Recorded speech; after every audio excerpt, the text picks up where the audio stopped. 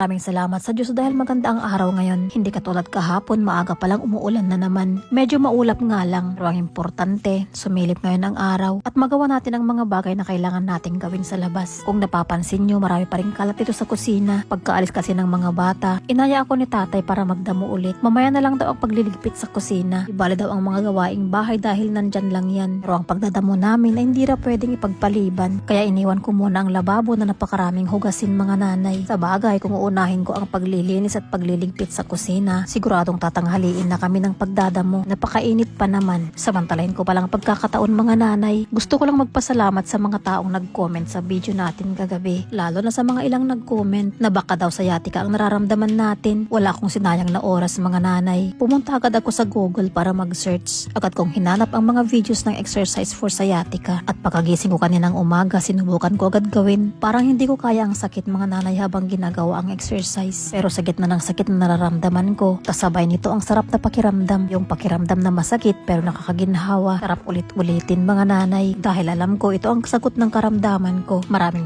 salamat sa mga nag-comment kagabi. Dahil dito, gumaan ang pakiramdam ko at makagalaw-galaw na naman tayo ng maayos. Hindi pa rin naman totally nawala. Pero ang sakit sa mga paa ko, di ko na maramdaman. Dito na lang sa aking balakang. Pero hindi na siya katulad kahapon. Kailangan ko lang ituloy-tuloy ang pag-exercise hanggang sa tuluyan ng mawala ang sakit. Maraming salamat sa Panginoon dahil sciatica lang pala ito. At ang maganda pa, kaya na nating gamutin, hindi na kailangang magpa-doktor. Pati pala kay tatay mga nanay. Ipinakita ko naman ang nakita kong exercise para sa kanya. Lagi kasing sumasakit ang likod ng balikat niya. Agad naman niyang sinubukan. At habang ginagawa ito, tawang-tawa siya mga nanay. Yun bang parang hindi siya naniniwala? Parehas kasi kami na hindi gumagawa ng mga exercise tulad ng mga ganito. Ang alam ko kasi noon, basta trabahador ang isang tao, hindi na kailangan ng ganitong mga exercise. Mali pa lang aking paniniwala. Kaya mula ngayon, gawin ko ng daily routine ang pag-e-exercise para iwas sakit ng katawan. Napakahirap pa yung may iniinda sa katawan. Kailangan nating alagaan ang ating katawan. Marami pa akong gustong gawin sa buhay. May mga simpleng pangarap pa rin na gusto kong abutin. At magagawa lang natin yun kapag malusog ang ating pangangatawan. Tapos na pala ako sa paggagapas ng damo mga nanay. At para hindi maabala si tatay, ako na ang gumawa sa pagtatali. Kayang-kaya natin to. Nasanay kasi ako sa ganitong mga trabaho, lalo na noong lagi kong iniiwan ni tatay. Minsan nga inaabot pa ng 2 buwan na wala si tatay noon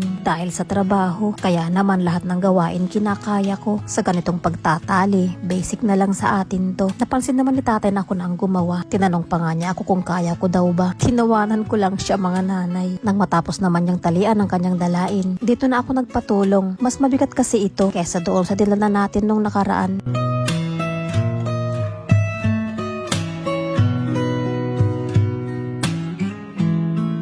Ang lulusog ng mga kinuha ni tatay na damo. Sigurado mabubusog na naman ang kalabaw natin ng husto. Yung mga kinuha ko naman, sabi ni tatay, para daw sa mga kambing.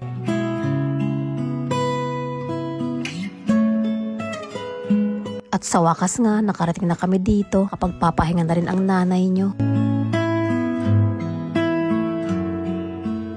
Agad namang tinanggalan ni tatay ng tali ang aking dinala. Uunahin niyang bigyan ng pagkain ng mga kambing. Yung kalabaw kasi natin nandun pa sa pinagsugaan ni tatay.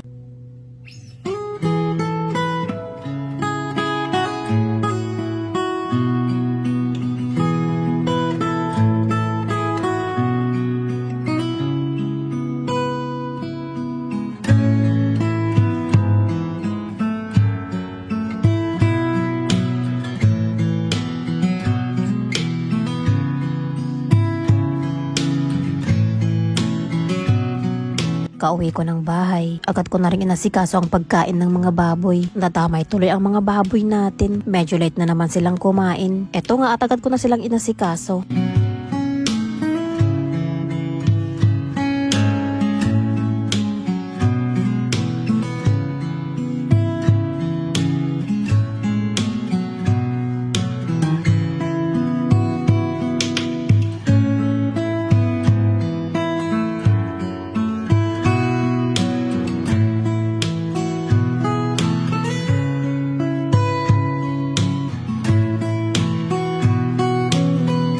Nang mailagay ko na lahat ang mga pagkain nila, pinaliguan ko na rin sila mga nanay. 2 beses silang maligo sa isang araw.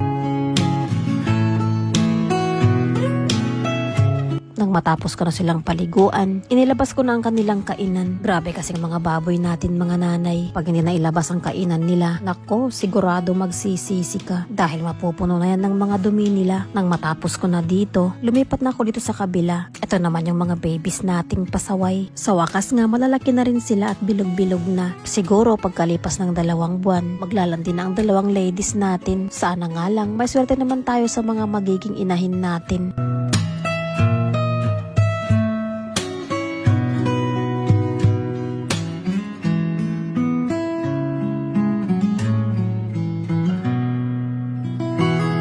Sumunod naman ako dito kila tatay. Tutulungan niya kasi dito si Belle sa pag-flooring.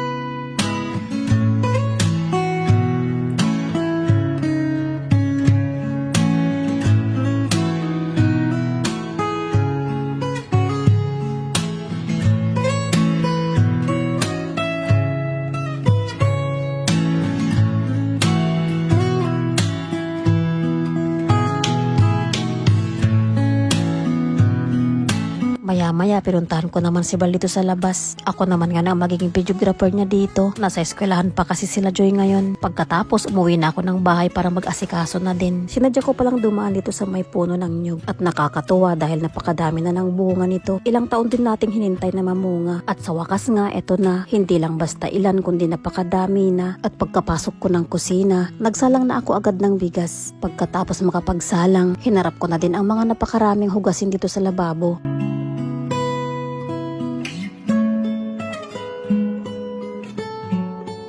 Umuwi naman si Bal para kunin ang sementong isa. Kinulang daw kasi sila ng semento. Nadali na nga nilang pag-flooring dahil mamayang alauna. May meeting kasi sa eskwelahan sa Tagudtod kung saan nag-aaral ang 2 kapatid ni Joy. Pagkatapos naman namin kumain ng pananghalian, binalikan pala ni tatay ang flooring nila at ang mag-asawang Barley and Joy umalis na din mga nanay.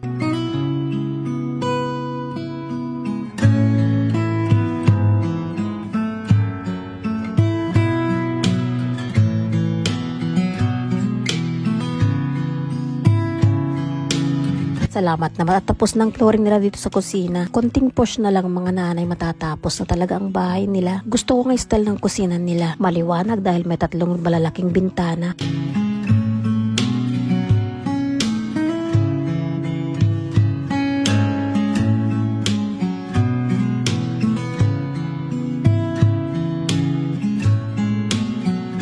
Inutusan naman ako ni tatay na kumuha ng plywood. Gagamitin pala niya itong apakan.